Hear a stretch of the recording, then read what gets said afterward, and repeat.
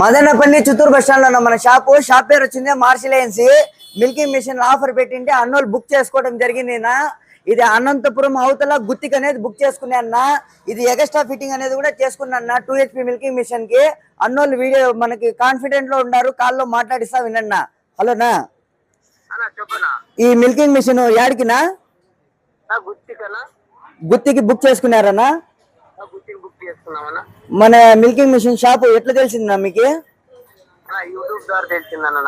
YouTube లో చూసి book చేసుకున్నారనా?